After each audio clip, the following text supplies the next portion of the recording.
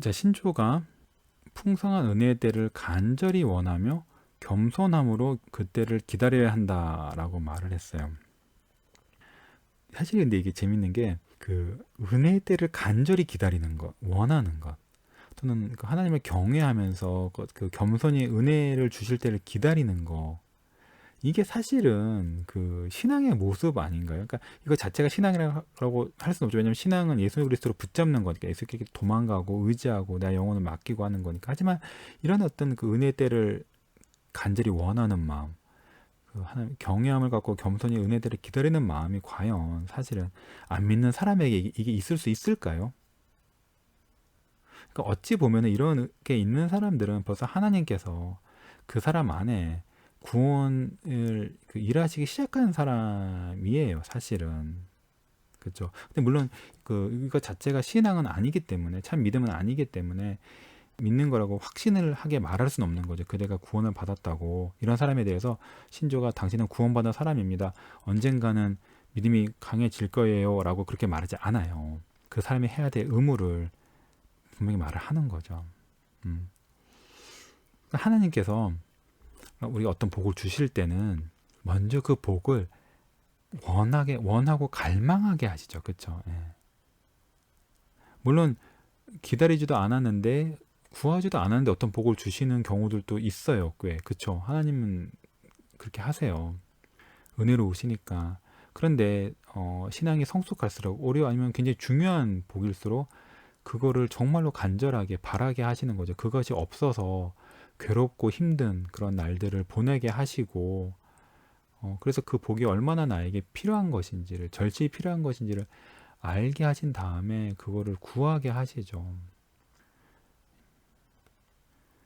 그러니까 어떤 복을 원하는 것 자체는 굉장히 긍정적인 사인이에요.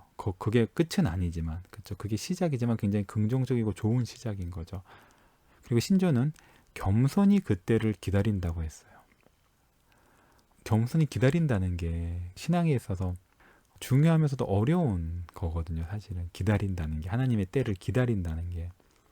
우리는 당장 기도 같은 걸 했을 때 바로 그 응답이 오기를 바라잖아요. 바로 오지 않으면 낙담하고.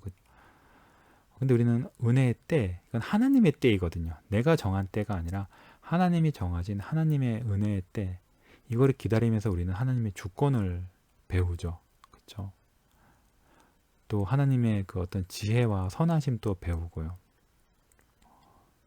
그리고 이제 순조가 하나님을 경외하는 마음으로 기다리라고 했는데, 하나님을 경외한다는 것에는, 이게 사실 그 하나님을 경외하는 것이 무엇인지에 대한 또 빛을 하나 비춰주는데, 하나님을 경외하는 모습에는 또 하나님의 뜻대로 하나님의 때에 하나님의 정해진 분량과 내용으로 우리에게 복 주시기를 기다리는 것도 하나님을 경외하는 그 마음의 모습인 거죠. 우리가 무엇을 받을지, 언제 받을지, 얼마큼 받을지, 이걸 내가 정하는 것은 교만이죠. 그렇죠? 근데 복을 구하되 내가 받을 그 복을 내가 정하는 것이 아니라, 나는 일단 내가 지금 원하는 걸 하나님께 말씀드리고, 근데 하나님이 무엇을 주실지, 그걸 나에게 직접 주실지, 간접적으로 주실지, 지금 주실지, 나중에 주실지, 아니면 안 주실지, 안 주시고 다른 걸로 주실지, 이런 것들을 그 정하고, 그리고 그 하나님 무엇을 주시던 그 받은 것에 만족하고 감사하는 거, 이런 것이 하나님을 경외하는 그런 어떤 모습이잖아요. 참 이거 되게 아름다운 사람의 모습인 것 같아요. 그 신조가 확신에 찬 영혼의 신뢰, 양심의 평안, 자녀로서 순종하려는 열렬한 노력, 그리스도를 인하여 하나님을 찬송하는 것, 요걸 말하죠. 요 네 가지를. 요 네 가지를 아직 경험하지 못한 사람에 대해서 말했는데, 지금부터는 요 네 가지에 대해서 한번 간략히 살펴볼게요. 먼저 확신에 찬 신뢰. 이게 뭐를 뜻하는 걸까요? 믿음이죠, 사실은. 그렇죠? 하나님을 신뢰하는 것이 그 어떤 믿음의 본질이거든요. 하나님을 신뢰하고 의지하는 것이. 그리스도가 나의 구원자이시라는 것을 의지하는 것. 그러니까 그리스도의 그런 그분의 인격과 그분이 하신 일, 그리고 해 주실 일에 나의 영혼과 육체에 이 땅에서와 영원에서의 모든 그런 복락이 다 달려있다. 그리스도께서 십자가에서 다 이루신 일에 내 모든 그 죄의 문제 해결이 거기 있다라고 신뢰하는 거잖아요. 그렇죠? 정말 신뢰하는 거죠. 내가 나의 영혼을 그리스도께 의탁했으니까 신실하신 나의 구주께서 나를 다 책임지시고 돌봐주시리라고 신뢰하는 거잖아요. 믿음이. 그렇죠? 믿음이 나를 그리스도께 내어 맡긴다고 의탁하는 건데 신뢰를 하지 않고 어떻게 의탁해요. 그렇죠? 그리고 믿음을 또 그리스도께로 도망가는 것, 그리스도의 십자가 아래로 도망가고 피하는 것이라고 했는데 신뢰하지 않으면 어떻게 피해요? 그렇죠? 우리가 자연재해가 일어났을 때 방공호 같은 데로 쉘터로 들어가지만 그 쉘터가 나를 지켜줄 거라고 신뢰하지 않고서는 거기 들어갈 수 없거든요. 신뢰는 거의 하는 믿음과 같은 말이에요. 근데 여기서 이제 확신의 차다 했는데 여기서 확신의 차다는 게 확신이라는 게 객관적인 확신을 말하는 거예요. 그러니까 주관적인 확신. 내가 어떤 모든 것을 누리고 있다는 나의 상태에 대한 확신이라기보다는 그리스도의 구원자 되심에 대한 그 신뢰인 거죠. 또 하나님의 또 약속에 대한 신뢰. 그렇죠? 하나님 예수님 믿는 자는 모든 걸 해 주시리라 이런 복을 주시고 하는 그런 약속에 대한 어떤 그 신뢰인 거죠. 그러니까 하나님의 구원자 되심과 약속의 진정성에 대한 그것이 정말 맞다고 아멘 하는 그런 그 확신을 말하는 거예요. 여기서 확신이라는 게. 그리고 두 번째, 양심의 평안. 양심의 평안은 어떤 걸까요? 그러니까 양심이 왜 평안하지 않을까요? 여러 문제가 있지만 앞날에 대한 두려움이나 건강에 대한 두려움, 이제 자기가 죄를 지은 것에 대한 그 죄의 책임감 때문에, 죄책감 때문에 양심이 불안할 수 있죠. 하나님이 나를 벌하실까봐, 하나님이 나에게 화를 내시고, 그래서 나를 정죄하시고 나에게 뭔가 벌을 내리실까봐 두려운 마음이 있는 거죠. 그러니까 이런 마음이 양심의 평안을 누리려면 먼저 그리스도의 피로 내가 죄 용서를 받았고 그리스도의 의로움으로 내가 의롭다 하심을 받으면 그때 이제 양심이 평안할 수 있는 거죠. 이건 이제 믿음의 결과예요, 사실. 그렇죠? 양심의 평안이라는 것은 앞에서 말한 확신에 찬 신뢰의 결과인 거죠. 그리스도의 십자가가 죄에 대한 하나님의 진노를 완전히 누그러뜨렸다라고 확신하면서 신뢰해야지 그 십자가를 믿은 내가 양심의 평안을 누리는 거죠. 하나님의 진노가 그리스도의 그 십자가에서의 피 흘리심으로 완전히 만족되어서 사그라졌다라는 걸 알 때에만 또 알 때에는 양심의 평안을 누릴 수 있는 거죠. 동시에 또 하나님께서 너는 그리스도 안에서 의롭다라고 판결하시는 그 하나님의 재판장에서 일어난 것들이 그 양심이 울려 퍼질 때 그때 나는 또 하나님께 의롭다 하고 인정받은 사람으로서의 평안을 누리는 거죠. 뭔가 내가 뭐를 더 해야지 하나님께 의롭다함을 받는 게 아니라 이미 그리스도께서 다 이루신 하나님께서 인정하시고 받아들이신 의로움 안에서 내가 의롭다라는 판결을 내가 또 받은 하나님 나를 의로운 자로 봐주시고 의로운 자로 대우해 주신다는 그것이 마음에 울릴 때 새겨질 때 더욱 양심의 평안을 누리는 거고요.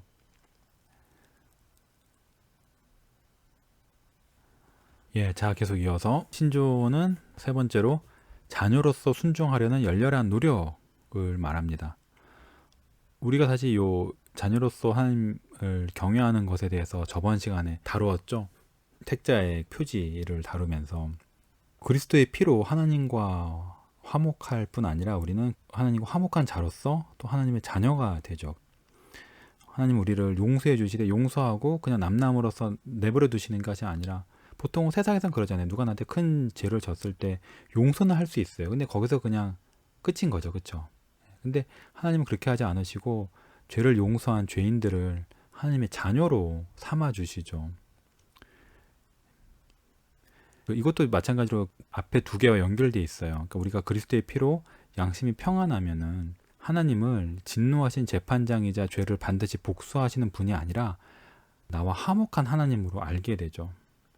그리고 더군다나 하나님께서 나와 화목하실 뿐 아니라 나를 자녀로 삼아 주셨기 때문에 정말 사랑이 크잖아요. 죄를 용서해 주실 뿐만 아니라 나를 자녀로 삼아 주셨다는 그 하나님의 사랑, 그 아버지의 사랑이잖아요. 이거를 우리가 알면, 더군다나 그 신자로서 살면서 하나님께서 나를 정말 돌보시는구나, 하나님 나를 정말 돌보시고 나를 이렇게 따뜻하게 대해주시는구나, 내가 잘못을 해도 나를 꾸짖으시되 따뜻하게 그렇게 해주시는구나, 나를 고쳐주시되, 그런 것들을 알 때 하나님께 순종하려는 열심이 생기죠.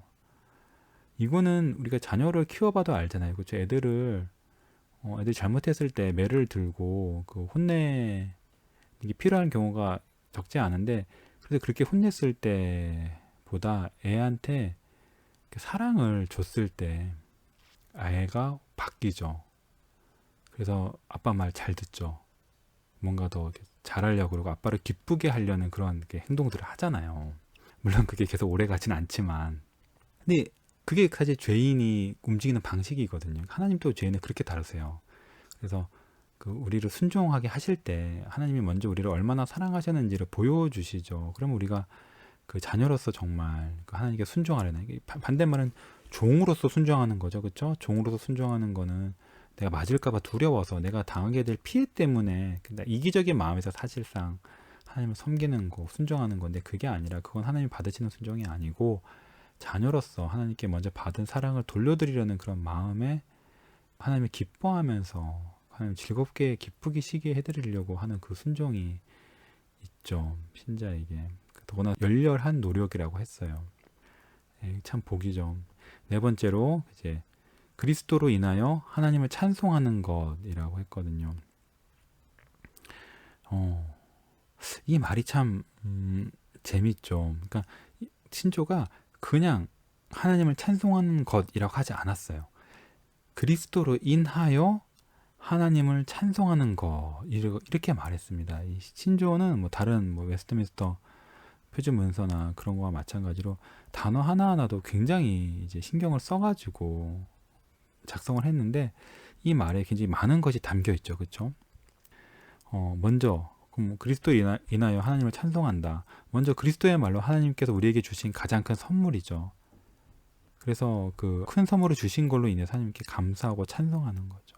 그리고 정말 그리스도 안에는 하나님을 찬송할 만한 그런 것들이 풍성하게 드러나요. 예. 하나님의 모든 속성과 영광이 정말 찬란하게 그리스도 안에서 나타나는 거거든요.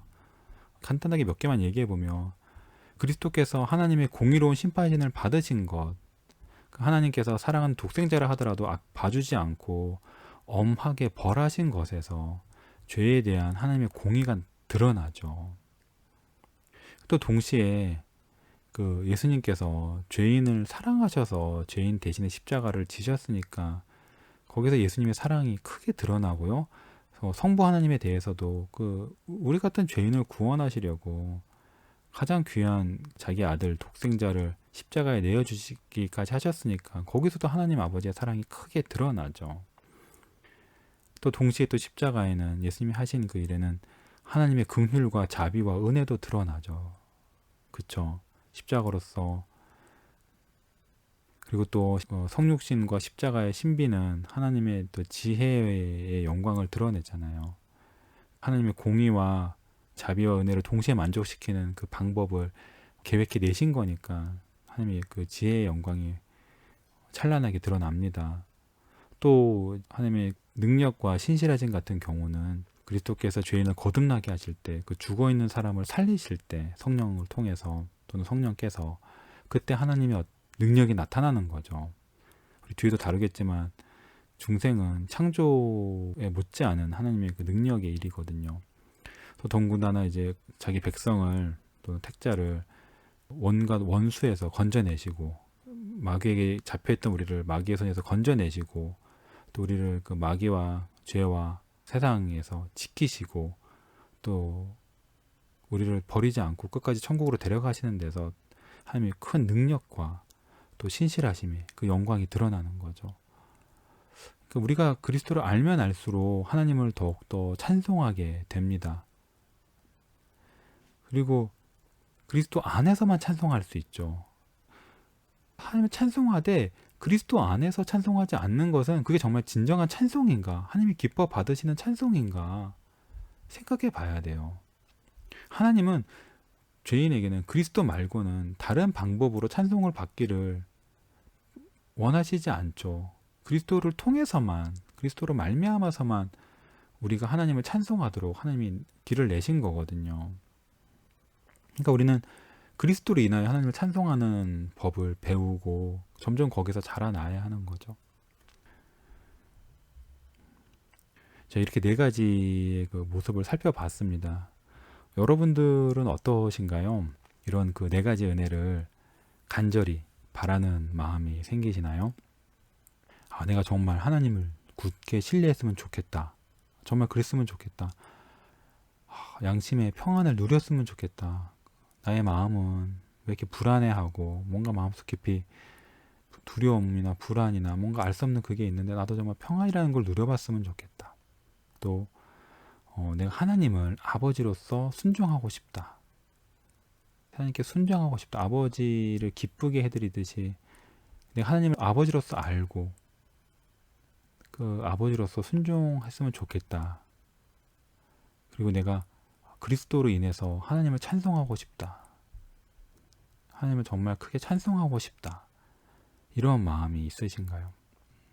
하나님께서 여러분 모두에게 이런 마음을 주셨으면 좋겠습니다. 이런 마음은 그리고 하나님이 주시는 거죠. 그렇죠? 사람이 이런 마음이 스스로 생기지 않아요. 절대. 내가 이런 마음을 갖겠다고 애를 쓴다고 해서 생기는 게 아니에요. 그렇죠? 양심의 평안, 내가 평안하겠다 라고 애를 쓴다고 해서 평안해지지 않아요. 하나님을 사랑하고 싶다라고 애를 쓴다고 해서 사랑하지 않죠. 심지어 하나님을 내가 신뢰하겠다고 애를 쓴다고 해서 신뢰하지는 않아요. 정말 하나님이 주시는 거거든요. 그러니까 이런 마음에 대해서도 네 가지 이런 그 마음에 대해서도 하나님께 달라고 우리가 은혜의 보좌에 나아가 하나님께 간구해야겠죠. 그리고 이런 마음이 없을 때 사실 누가 이런 마음이 다 있다고 이렇게 말할 수 있겠어요. 자신에게 정직하다면은 나에게 이런 마음이 너무 없고 나는 정말 마음이 너무 차갑고 둔하고 내가 하나님을 굳게 신뢰했던 적이 언제이던가 옛날엔 있었던 것 같은데 내가 지금은 하나님을 신뢰하나 굳게 신뢰한다고 말할 수 있을까? 나의 신뢰는 너무도 연약하지 않나? 라고 생각하죠. 그리고 나의 평안도 내 마음이 하나님으로 인해서 죄사함으로 인해서 십자가로 인해서 내 마음이 평안해진 것이 언제이던가 그리고 내가 하나님을 아버지로 알아서 열렬히 순종한 적이 언제이던가 내가 교회 열심을 내고 교회를 열심히 다니고 교회 열심히 섬기고 하지만 정말 이 마음 섬기는 데 있어서 하나님을 기쁘시게 하겠다는 나의 아버지 하나님을 기쁘시게 하겠다는 마음으로 내가 섬긴 적은 언제이던가 그리고 내가 하나님을 그리스도로 말미암아 그리스도로 인하여서 기쁘게 하나님을 내 마음을 열고 내 손을 들어서 하나님을 찬송하던 게 언제이던가 이렇듯 지금의 나의 마음이 너무 차갑고 둔하구나 이럴 때 우리는 이 마음을 솔직하게 하나님 앞에 내어놓고 제 마음이 이렇습니다라고 내어놓고 또 동시에 그 애통하면서 내 마음의 문제잖아요 모든 게 하지만 그 하나님께 나를 불쌍히 여겨달라고 그 세리처럼 나를 불쌍히 여겨달라고 이런 마음을 나에게 주시라고 이런 마음을 주셔서 하나님께서 나로 말미암아 찬송받고 영광 받으시라고 그렇게 구하는 여러분 모두가 되셨으면 좋겠습니다.